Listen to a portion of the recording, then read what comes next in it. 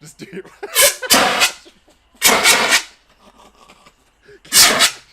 Okay then guys, welcome back to another video. And in this lesson we're going to be looking at how we can use indicators to test whether a solution is an acid or an alkali. Now, an indicator is a substance that we use in chemistry, and it will change colour depending on whether it's placed in an alkali solution or an acidic solution. If we take a base and we dissolve that base into water, it will produce an alkali, and we would say that that solution is now an alkaline solution. Likewise, if we take an acid and dissolve an acid in water, we would say that it produces an acidic solution. Now, a solution that's neither acidic or alkali, we would describe it as being neutral. And we can use an indicator to test whether a solution is acidic or alkaline or neutral. There are many different indicators that we can use in a lab. We can use things like phenolphthalein, or universal indicator, or litmus paper. These different indicators will turn different colours depending on the type of solution that you place them in. But I'm going to show you how we can use a natural indicator, one that you can find at home or very easily in the shops, and you can test a few chemicals around your house to see whether they are acidic or alkali, or if they're neutral. Have you ever wondered why the red cabbage, well, I don't know why it's red, but it's actually purple in colour, but have you ever wondered why or where the red purplish colour comes from in these red cabbages?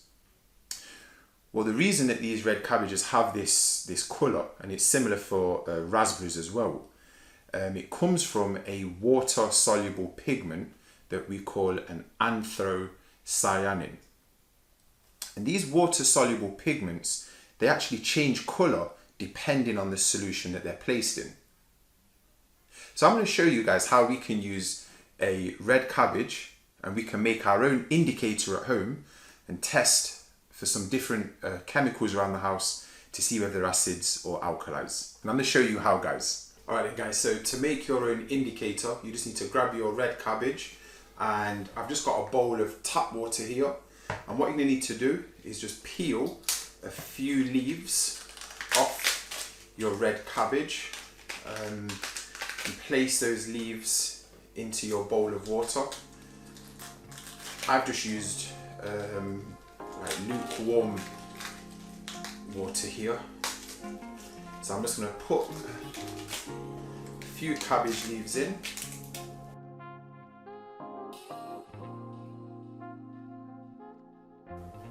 Alright guys, so once you've put all of your cabbage leaves into the water, you're just going to kind of scrunch those leaves up into the water, because we're trying to get as much of that pigment out of the cabbage and actually get it into the water.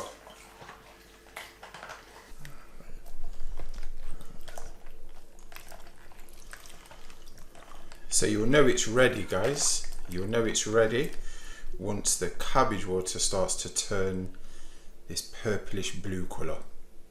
And you want to get as much of that pigment out of the cabbage as possible. So you might need to do this just for a few minutes to get as much of that pigment out. And then once it's done, I can pour this into some clear glasses or party cups, and we're ready to test. Alright then guys, so we've got our blue solutions that contains the pigment from the red cabbage. I'm just going to add a chopped up lemon. I'm just going to squeeze some of the juice, and let's see what happens to the indicator.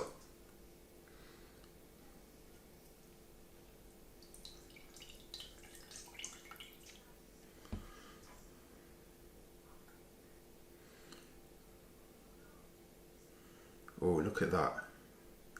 Yeah, it's gone to a nice pinkish reddish colour, and it's done that because it lets us know that it contains an acid. The lemon juice contains citric acid, and it's turned the indicator to this purplish colour. Let's see what the indicator does when we add bicarbonate of soda. Bicarbonate of soda is used when cooking or in baking, and it's actually a base. So let's see what happens when we add it to our indicator. I'll add just a bit more.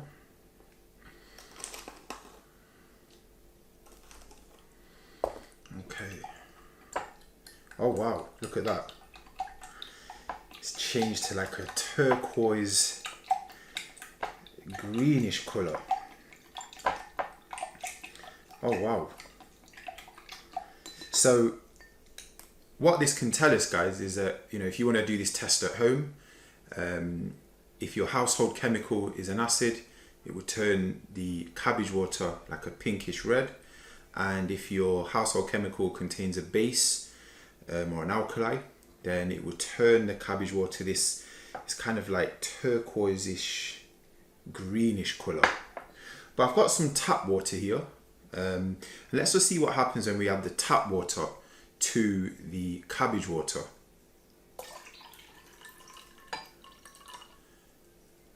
And hopefully, guys, you can see here, look, there's actually no change at all. And this is because tap water is neutral, so it has no impact or no effect on the indicator. Okay then, guys, so this is probably one of my most favourite demonstrations of indicators. And in each of these wine glasses, I have got a different indicator or a mixture of different indicators. I've got phenolphthalein, thymolphthalein, and 4-nitrophenol. These different indicators turn different colours in the presence of an alkali. They're actually colourless in their protonated form, but when we add an alkali, those indicators lose a proton and they form different colours. Now what I've done is I've just put a different ratio of each indicator in these wine glasses, and it should make some pretty cool colours. So check this out. I'm going to add some sodium hydroxide, which is an alkali. It's commonly used as like an oven cleaner, but this is a really, really diluted version. But watch this, this is really cool. So you've got a nice cool red there. Oh, a nice green. We've got a nice yellow.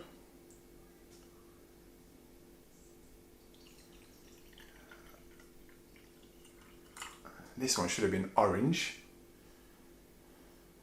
Oh, a nice violet, purple, quite deep purple as well. And our final one is a nice blue. So this is the colour of these indicators when in the presence of an alkali. Alright then, guys, so you've just seen what happens to our indicators in the presence of an alkali, but look at what happens when I add it to an acid. So in this vase here, I've just got some citric acid. This is the same acid that's in citrus fruits, vitamin C. And just watch what happens as I add these solutions back into the acid. The indicator will gain a proton, and just write in the comments, predict what you think is going to happen. All right, take a look.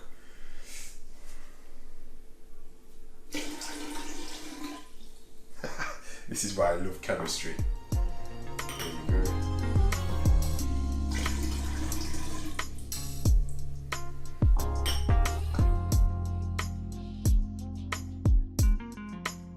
So what's happening is that indicator is gaining a proton from this acidic solution, and it's turning it colourless.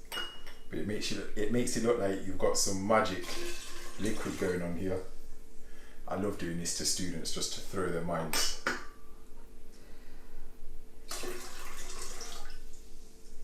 But just write in the comments, guys, if you can think of any cool tricks that we could do with indicators. I've got one coming up. Stay tuned. What we're going to do, we've got some thymolphthalein. Thymolphthalein is an indicator that's blue in an alkaline solution. And the reason it's blue is because it's lost a proton. But as I'm sprayed with the carbon dioxide dissolves into that solution and it forms carbonic acid, which can give the proton back to thymolphthalein, which then goes colourless. So I sent out a message to all my old students, and I was like, oh, who wants a chance to spray their teacher with carbon dioxide? All my ex-students were like, no, could never do that to you, sir, could never do that. But this guy, this one here, quickest reply ever. He's like, yeah, I'll do it straight away. So he's gonna hit me with this carbon dioxide, and hopefully it takes the colour out of my expensive t-shirt, because if it doesn't, it's ruined. So, over to you, sir. Right. Ready, Mr. Scott? I'm ready, man, I'm ready, as I'll ever be. I might turn to the camera. Can't believe this guy's doing this to me. I was always good to him as well. I was always good to him. I was always good to this guy. Group 1 metals. I didn't like Group 1 metals.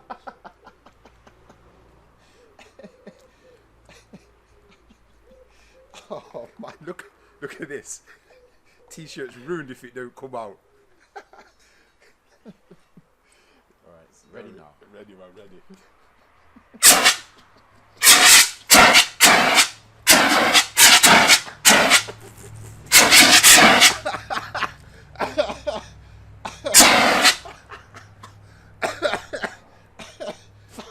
I'm covered in dry.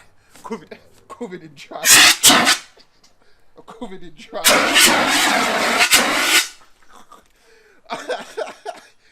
Oh.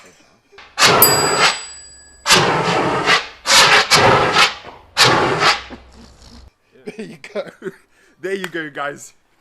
The carbon dioxide's dissolved in the solution. It's turned it acidic, and the indicator's gone back to being colourless. Hopefully my t-shirt's back to normal. Alright guys, see you again soon.